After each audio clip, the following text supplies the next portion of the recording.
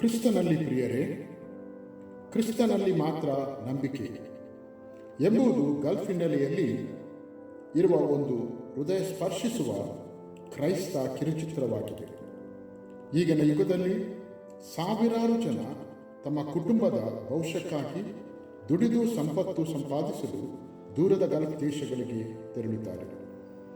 ಗಲ್ಫಿನ ವೃತ್ತಿ ಜೀವನದಲ್ಲಿ ಹಣದ ಹಂಬಲವಿದೆ, ಆದರೆ ಶಾಂತಿಯ ಕೊರತೆಯೂ ಇದೆ.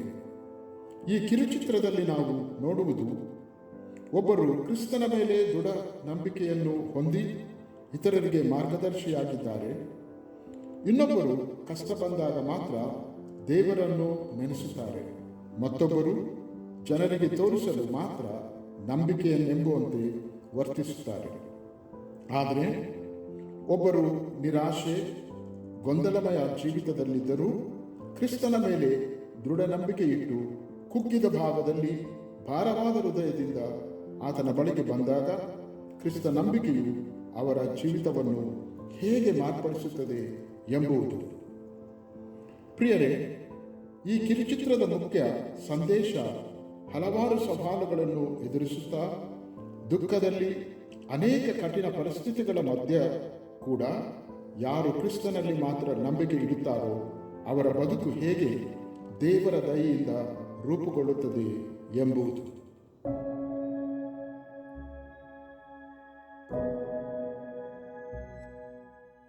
ಓ ಸೌಮ್ಯ, ಇವಳೇನು ಹೊರಗೆ ನಿಂತಿದ್ದಾಳೆ? ಏನೋ ದೊಡ್ಡ ಆಲೋಚನೆಯಲ್ಲಿದ್ದಾಳೆ. ಹೇ ಸೌಮ್ಯ, ಎಂತಾಯಿತು? ತುಂಬ ಟೆನ್ಷನಲ್ಲಿದ್ದಾಗಿದ್ದಿ. ಎಂತಂತ ಹೇಳುದು ನೆವಿಲ್, ನನಗೆ ಒಂದು ಕೂಡ ಅರ್ಥನೇ ಆಗ್ತಾ ಇಲ್ಲ. ಯಾಕೆ ಸೌಮ್ಯ, ಶೇರಿಂಗ್ ರೂಮಲ್ಲಿ ಏನಾದರೂ ಪ್ರಾಬ್ಲಮ್ ಆಯಿತಾ?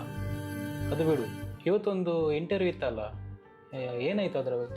ಅಟೆಂಡ್ ಆದೆ ನೆವಿಲ್, ಆದರೆ ಸೆಲೆಕ್ಟ್ ಆಗಲಿಲ್ಲ. ಎಲ್ಲ ಕಡೆಯೂ ಸೇಮ್ ಪ್ರಾಬ್ಲಮ್, ಜಾಬ್ ಎಕ್ಸ್ಪೀರಿಯನ್ಸ್ ಕೇಳ್ತಿದ್ದಾರೆ. ಹಾಗಾದರೆ ಫ್ರೆಷರ್ಸಿಗೆ ಇಲ್ಲಿ ಜಾಬೇ ಸಿಗುವುದಿಲ್ವಾ? ತುಂಬ ಹಣ ಖರ್ಚು ಮಾಡಿ ವಿಸಿಟ್ ವೀಸಾದಲ್ಲಿ ಕೆಲಸ ಹುಡುಕ್ಲಿಕ್ಕೋಸ್ಕರ ಈ ಗಲ್ಫ್ ದೇಶಕ್ಕೆ ಬಂದೆ.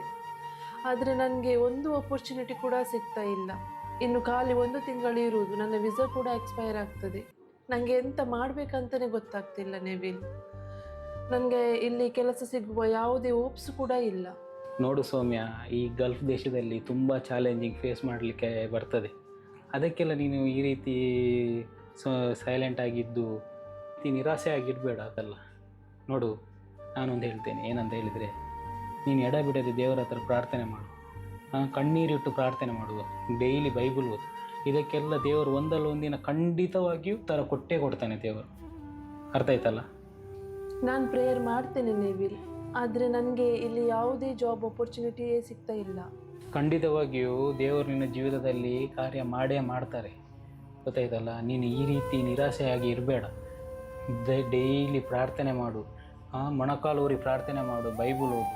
ದೇವರು ನಿನಗೆ ಇದರ ಬಗ್ಗೆ ಉತ್ತರ ಕೊಟ್ಟೇ ಕೊಡ್ತಾನೆ. ಗೊತ್ತಾಯ್ತಲ್ಲ? ನೀನು ಏನು ಇದರ ಬಗ್ಗೆ ಟೆನ್ಷನ್ ಮಾಡಬೇಡ. ಗೊತ್ತಾಯ್ತಾ? ನೋಡು ಸೌಮ್ಯ, ದೇವರ ವಾಕ್ಯವೇ ಹೇಳುವಂತೆ ಯಾವಾಗಲೂ ಸಂತೋಷಿಸಿರಿ, ಎಡಬಿಡದೆ ಪ್ರಾರ್ಥನೆ ಮಾಡಿರಿ. ನಾವು ನಂಬಿಕೆಯಿಂದ ಪ್ರಾರ್ಥನೆ ಮಾಡಿದರೆ ದೇವರು ಖಂಡಿತವಾಗಿಯೂ ಉತ್ತರ ಕೊಟ್ಟೇ ಕೊಡ್ತಾನೆ. ನಮ್ಮ ದೇವರು ಯಾವತ್ತೂ ಕೈ ಬಿಡುವ ದೇವರಲ್ಲ. ಗೊತ್ತಾಯ್ತಲ್ಲ? ನಮ್ಮ ದೇವರು ನಮ್ಮ ಮಕ್ಕಳನ್ನು ಎಂದಿಗೂ ಎಲ್ಲ ವಿಷಯದಲ್ಲಿ ರಕ್ಷಣೆ ಮಾಡ್ತಾ ಬರ್ತಾನೆ. ಹಾಗಾಗಿ ನೀನು ಈ ರೀತಿ ನಿರಾಸೆ ಆಗಿಡಬೇಡ, ಸಂತೋಷದಿಂದ ಇರು, ಎಡಬಿಡದೆ ಪ್ರಾರ್ಥಿಸು. ಗೊತ್ತಾಯ್ತಲ್ಲ? ದೇವರು ಉತ್ತರ ಕೊಟ್ಟೇ ಕೊಡ್ತಾನೆ. ಹೌದು ನೆವಿಲ್, ಇನ್ನು 1 ತಿಂಗಳು ಉಂಟಲ್ಲ, ಆದಷ್ಟು ಟ್ರೈ ಮಾಡ್ತೇನೆ. ಇನ್ನೇನಿದ್ರೂ ಕೂಡ ನನ್ನ ನಂಬಿಕೆ ಆತನಲ್ಲಿ ಮಾತ್ರ. ಸರಿ ಸೌಮ್ಯ, ಹಾಗಾದರೆ ನಾವು ಹೋಗುವ.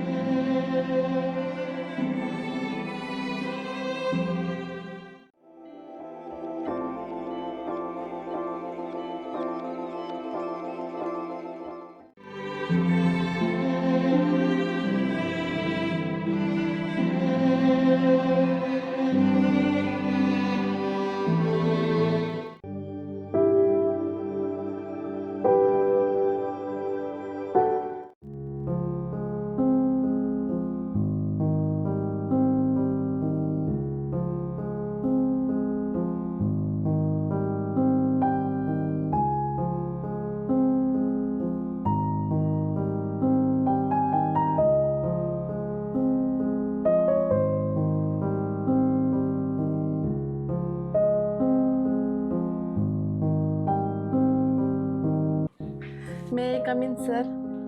Yes, please. Good morning sir. Good morning. Please be seated. Thank you sir.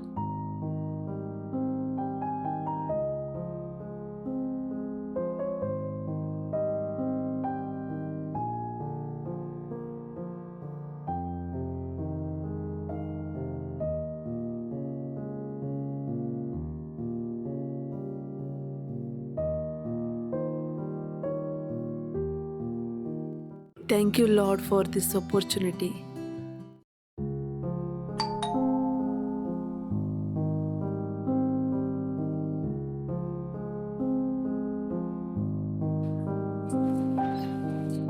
Nishant, ಸಲಾಂ. ಸಲಾಂ. ಹೇಗಿದ್ದಿ? ನಾನು ಸೌಖ್ಯ, ನೀನಾಗಿದ್ದೀನಿ? ನಾನು ಹುಷಾರಿದ್ದೇನೆ. ಏನು ರಜೆ ಇವತ್ತು? ಇವತ್ತು ರಜೆ, ಹಾಗೆ ನಿನ್ನತ್ರ ಸ್ವಲ್ಪ ಮಾತಾಡ್ಲಿಕ್ಕಿತ್ತು ಹಾಗೆ. ಹೌದಾ? ಬಾ ಬಾ ಬಾ ಬಾ ಬಾ. ಸುಮಾರು ಸಮಯ ಆಯ್ತು ನಾನು ನೋಡದೆ. ಮತ್ತೆ ನಿಶಾಂತ್, ಹೇಗಿದ್ದಿ? ಕೆಲಸ ಎಲ್ಲ ಹೇಗೆ ಆಗ್ತಾ ಉಂಟು? ಪರವಾಗಿಲ್ಲ, ಬಟ್ ಕಂಟಿನ್ಯೂಸ್ 12 hours ಡ್ಯೂಟಿ, ಪುರ್ಸೋತಿಲ್ಲ. ಮತ್ತೆ ಎಂತ ವಿಶೇಷ ಎಲ್ಲ? ಎಂತ ಮಾತಾಡ್ಲಿಕ್ಕೆ ಉಂಟಂತ ಹೇಳಿದ್ದಿ, ಏನು ಎಂತ ವಿಷಯ? ಹೌದು, ಸ್ವಲ್ಪ ಹೀಗೆ ಮಾತಾಡ್ಲಿಕ್ಕಿತ್ತು ಸ್ವಲ್ಪ.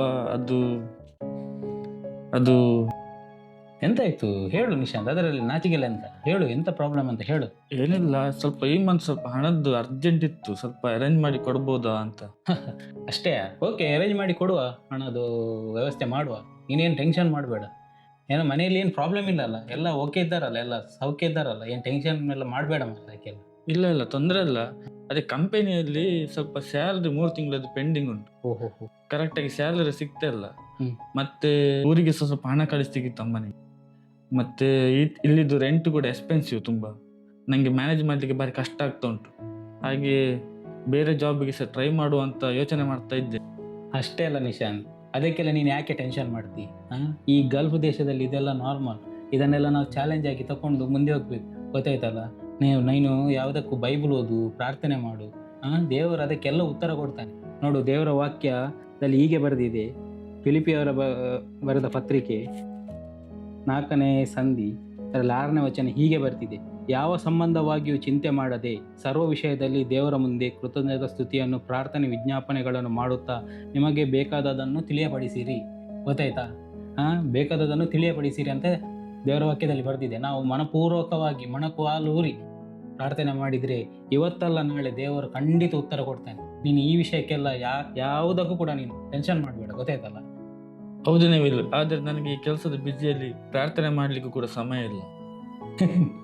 ಎಂತ ಮಾತಾಡ್ತೀನಿ ನಿಶಾಂತ್, ಪ್ರಾರ್ಥನೆ ಮಾಡಲಿಕ್ಕೆ ಸಮಯ ಇಲ್ಲ ಅಂತ ಹೇಳ್ತೀಯ? ನೀನು ಇಡೀ ದಿನ ಪ್ರಾರ್ಥನೆ ಮಾಡು ಅಂತ ನಾನು ಹೇಳಿಲ್ಲ ದೇವರು ಕೂಡ ಹೇಳಿ ಇಡೀ ದಿನ ಪ್ರಾರ್ಥನೆ ಮಾಡಿ ಅಂತ. ನಾನು ನಿನಗೆ ಸಿಕ್ಕ 5 ಮಿನಿಟ್ನಲ್ಲಿ ಯಾವಾಗಲೂ ಕೂಡ ನಿಂತಲ್ಲಿ ಮಲಗಿದಲ್ಲಿ ಯಾವತ್ತೂ ಕೂಡ ಒಂದು ಪ್ರಾರ್ಥನೆ ಮಾಡಿದರೆ ನಮ್ಮ ದೇವರು ಕೇಳುವ ದೇವರು ಪ್ರಾರ್ಥನೆಯನ್ನು, ಗೊತ್ತಾಯ್ತಲ್ಲ? ನೀನು ಅದು ಬಿಟ್ಟು ನಿನಗೆ ಸಮಯ ಇಲ್ಲ ಇದಿಲ್ಲ ಅಂತ ಹೇಳ್ತಿ. ನಿನಗೆ ಸಿಕ್ಕಿದ ಸಮಯದಲ್ಲಿ, ಫ್ರೀ ಇದ್ದ ಸಮಯದಲ್ಲಿ ಒಂದು ಬೈಬಲ್ ಓದು, ಒಂದು ಪ್ರಾರ್ಥನೆ ಮಾಡು. ಆಗ ನಿನ್ನ ಮನಸ್ಸಿಗೆ ತುಂಬ ಸಮಾಧಾನ ಆಗ್ತದೆ. ಆಗ ದೇವರು ನಿನ್ನ ಪ್ರಾರ್ಥನೆಯನ್ನು ಕೇಳ್ತಾರೆ. ನಿನ್ನೆಲ್ಲ ಪ್ರಾಬ್ಲಮ್ಸನ್ನೆಲ್ಲ ನೀಗಿಸ್ತಾರೆ, ಗೊತ್ತಾಯ್ತಲ್ಲ? ಅರ್ಥ ಆಯ್ತಲ್ಲ? ಇವಾದಂತ ಮಾರೆ, ಹಣ ಕೇಳಲಿಕ್ಕೆ ಬಂದ್ರೆ ಪ್ರಾರ್ಥನೆ ಮಾಡು ಅಂತ ಹೇಳ್ತಾ ಇರ್ತಾನೆ. ನಿಶಾಂತ್, ನಾನು ಹೇಳಿದ ಅರ್ಥ ಆಯ್ತಲ್ಲ? ಸರಿ, ತುಂಬ ಸಮಯದ ನಂತರ ನೀನು ಬಂದಿದ್ದಿ ಇಲ್ಲಿಗೆ. ಹೊಟ್ಟೆ ಬೇರೆ ಹಸಿತಾ ಇದೆ, ನಾವು ಹೋಟೆಲಿಗೆ ಹೋಗುವ, ಊಟ ಮಾಡಿ ಬರುವ. ಸರಿ ನೀವು.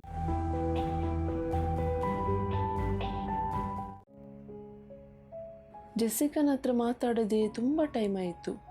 ಕಾಲ್ ಮಾಡ್ತೇನೆ.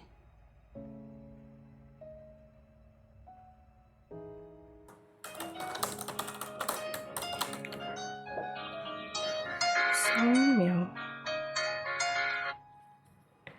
ಹಲೋ ಸೌಮ್ಯ, ಹೇಗಿದ್ದೀಯಾ? ನಾನು ಫೈನ್, ನೀನು ಹೇಗಿದ್ದೀಯಾ?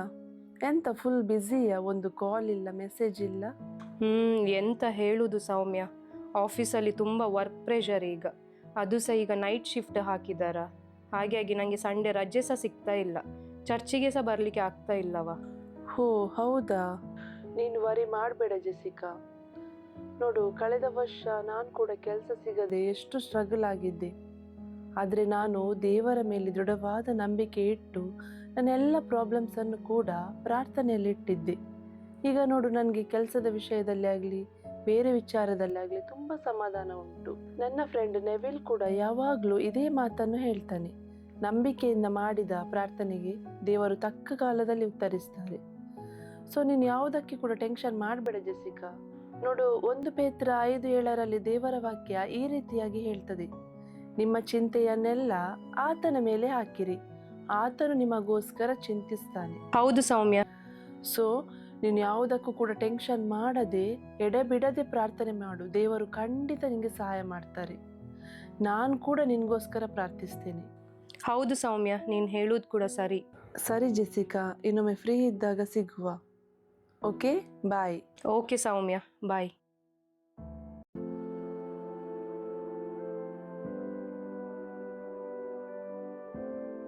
ಇಲ್ಲಿ ಕೆಲಸ ಮಾಡಲಿಕ್ಕೆ ಬಂದ ಪ್ರತಿಯೊಬ್ಬರು ಕೂಡ ಒಂದಲ್ಲ ಒಂದು ರೀತಿಯಲ್ಲಿ ಸ್ಟ್ರಗಲ್ ಆಗ್ತಾ ಇರ್ತಾರೆ. ನೆವಿಲ್, ನಿನ್ನೆ ನನ್ನ ಫ್ರೆಂಡ್ ಜೆಸಿಕಾ ಹತ್ರ ಕೂಡ ಮಾತಾಡಿದೆ. ಅವಳು ಸಹ ಕೆಲಸದ ವಿಷಯದಲ್ಲಿ ತುಂಬ ಸ್ಟ್ರಗಲ್ ಆಗ್ತಿದ್ದಾಳೆ.